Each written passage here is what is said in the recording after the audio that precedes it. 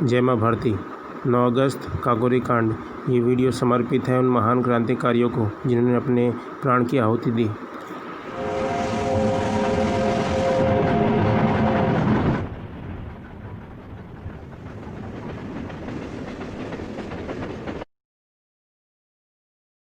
Hindustan Republican association एक क्रांतिकारी दल जिसकी नींव 1923 में बंगाल में रखी। 1920 में जब गांधी जी ने असहयोग आंदोलन शुरू किया तो उसमें लोगों ने काफी बढ़ चढ़कर हिस्सा लिया, लेकिन 1922 में एक चौरी चौरा कांड के चलते गांधी जी ने अपना असहयोग आंदोलन वापस ले लिया। दरअसल असहयोग आंदोलन के ही कुछ प्रदर्शनकारी एक पुलिस थाने के आगे शांतिपूर्ण प्रदर्शन कर रहे थे, लेकिन एक पुलिस अफसर ने उस भीड़ पर गोली चला दी, जिसमें से कुछ प्रदर्शनकारियों की वहीं पर मौत हो गई, जिसके चलते गुस्साए लोगों ने उस पुलिस चौकी को आग लगा दी, जिसमें कई पुलिस वालों की जान चली गई। इसको देखते हुए गांधी जी को बहुत निराशा हुई और उन्होंने अपना असहयोग आंदोलन यह कहते हुए वापस ले लिया कि हमें हिंसा से नहीं बल्कि अहिंसा से ये लड़ाई लड़नी है। जब गांधी जी ने असहयोग आंदोलन वापस लिया तो बहुत से लोगों को बहुत ज्यादा निराशा हुई, जिसके कारण कांग्रेस पार्टी भी दो गुटों में बट गई और चित्तरंजन दास और मोतीलाल नेहरू ने कांग्रेस छोड़कर अपनी खुद की स्वराज पार्टी बना दी। असहयोग आंदोलन में से ही कुछ युवा निकल कर आए और उन्होंने गठन किया हिंदुस्तान रिपब्लिकन एसोसिएशन का। हिंदुस्तान रिपब्लिकन एसोसिएशन राम प्रसाद बिस्मिल और सचिंद्र नाथ सान्याल के नेतृत्व में बनाया गया। यह एक क्रांतिकारी दल था जो कि अंग्रेजी हुकूमत के खिलाफ काम करता था और इस दल का सिर्फ एक ही उद्देश्य था और वह था कि अंग्रेजों की कमर को इतना तोड़ दिया जाए कि अंग्रेज भारत को छोड़कर चले जाएं। पंडित राम प्रसाद बिस्मिल, चंद्रशेखर आजाद, अशफाकुल्लाह खान, राजेंद्र नाथ लहिरी, सत्येंद्र नाथ सान्याल, यह कुछ ऐसे अहम नाम हैं जो इस दल का हिस्सा थे और भी कई क्रांतिकारी इस दल में शामिल थे। यह दल एक ऐसा दल था जिसकी एक सीधी सी मानसिकता थी कि अंग्रेज हम पर जो हिंसा करते हैं उसका जवाब सिर्फ हिंसा से ही दिया जा सकता है, क्योंकि अंग्रेजों की हिंसा को चुपचाप सहने से कुछ नहीं होगा। लेकिन इनका एक उसूल ये भी था कि अंग्रेजों के खिलाफ कार्यवाही में किसी हिंदुस्तानी को कुछ ना हो। 1925 तक इस दल ने कई ऐसी योजनाओं को अंजाम दिया जो कि अंग्रेजी हुकूमत को कहीं ना कहीं यह समझा दे कि देश के युवा अब उनके खिलाफ खड़े हो चुके हैं। पहले तो एचआरए सिर्फ अमीरों को लूटा करती थी, लेकिन उन डकैतियों से लोगों पर एचआरए की गलत छाप जा रही थी और लोगों को एचआरए के क्रांतिकारी चोर डाकू लगते थे। इसलिए एचआरए ने अंग्रेजी खजाने को लूटने की योजना बनाई। एक समय ऐसा आया जब एचआरए के पास फंड खत्म होने लगा और उनके पास अंग्रेजों के खिलाफ लड़ाई लड़ने के लिए हथियारों तक की कमी पड़ने लगी थी। तो एचआरए ने एक बैठक बुलाई और उसमें यह तय किया जाना था कि दल के लिए फंड की पूर्ति कैसे की जाए। बहुत सारी बातचीत और सोचने समझने के बाद यह तय किया गया कि एचआरए एक रेलगाड़ी में डकैती डालेगी जिसमें कि सरकारी खजाना लूटा जाएगा और यही कांड प्रसिद्ध हुआ काकोरी कांड के नाम से। एचआरए ने तय किया कि 9 अगस्त 1925 को इस मिशन को अंजाम दिया जाएगा। यह ट्रेन सहारनपुर से लखनऊ जाने वाली एक पैसेंजर ट्रेन थी। इस योजना में अशफाकुल्लाह खान, राम प्रसाद बिस्मिल, चंद्रशेखर आजाद, राजेंद्र नाथ लहिरी, मुरारी लाल गुप्ता, सत्येंद्र बख्शी, केशव चक्रवर्ती, बनवारी लाल, मुकुंदीलाल और मनमथ नाथ गुप्त शामिल थे। एचआरए की रणनीति के अनुसार सभी क्रांतिकारी ट्रेन में चढ़े और एक सामान्य यात्री की तरह ही सीटों पर जाकर बैठ गए। योजना के अनुसार लखनऊ से 16 किलोमीटर दूर काकोरी स्टेशन पर एक क्रांतिकारी द्वारा ट्रेन की चेन खींचकर ट्रेन को जबरन रुकवा दिया।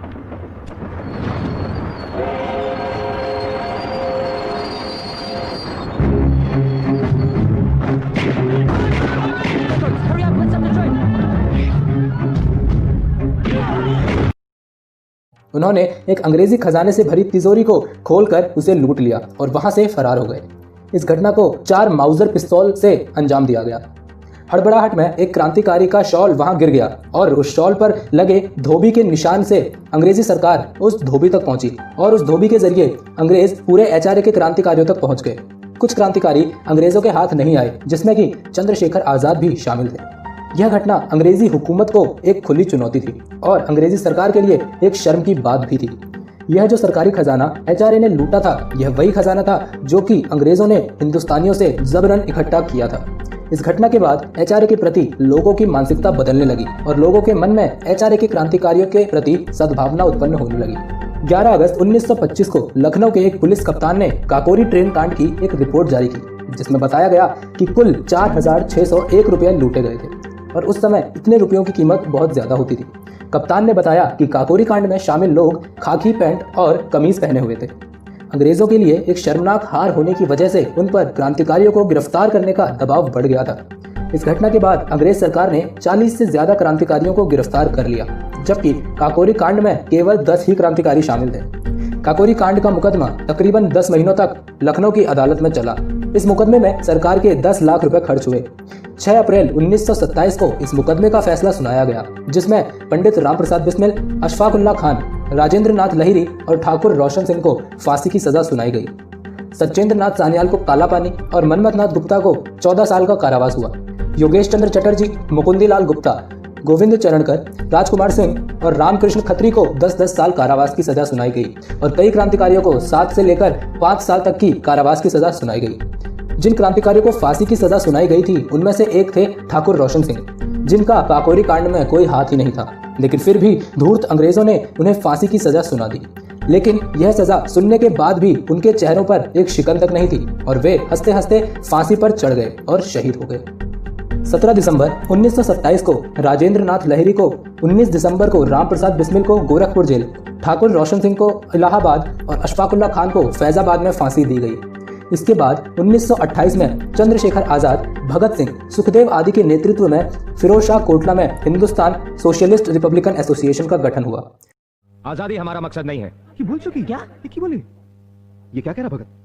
सिर्फ आजादी हमारा मकसद नहीं है। आजादी का मतलब क्या है? कि हुकूमत अंग्रेजों के हाथों से निकलकर मुट्ठी भर रईस और ताकतवर हिंदुस्तानियों के हाथ लग जाए। क्या यही आजादी है? इससे आम इंसान की जिंदगी में कोई फर्क आएगा? क्या मजदूर और किसान वर्ग के हालात बदलेंगे? अंग्रेजी सरकार अभी तक चंद्रशेखर आजाद को पकड़ नहीं पाई थी, लेकिन चंद्रशेखर आजाद को पकड़ने की वह भरपूर कोशिश कर रहे थे। लेकिन 27 फरवरी 1931 को चंद्रशेखर आजाद की मुठभेड़ अल्फ्रेड पार्क, जिसका नाम आज आजाद पार्क है, अंग्रेजों से हुई। कुछ देर तक अंग्रेजों को टक्कर देने और कई अंग्रेजों को घायल और ढेर करने के बाद वह खुद भी घायल हो गए। उनके पास सिर्फ एक देसी पिस्तौल थी। उन्होंने यह कसम खाई थी कि वह मरते दम तक अंग्रेजों के हाथ नहीं आएंगे। तो एक आखिरी बंदूक की गोली को बंदूक में डालकर उन्होंने खुद पर चला दिया और आत्महत्या कर ली और शहीद होने तक अंग्रेजों की पकड़ में नहीं आए। काकोरी कांड एक ऐसा कांड था जिसने अंग्रेजों की छवि को मिट्टी में मिलाकर रख दिया था और वीर क्रांतिकारी देश के लिए फांसी के फंदों पर हंसते हंसते लटक गए, ताकि देश के लोगों को पता चले कि अंग्रेज हमारे ऊपर कितना जुल्म कर रहे थे।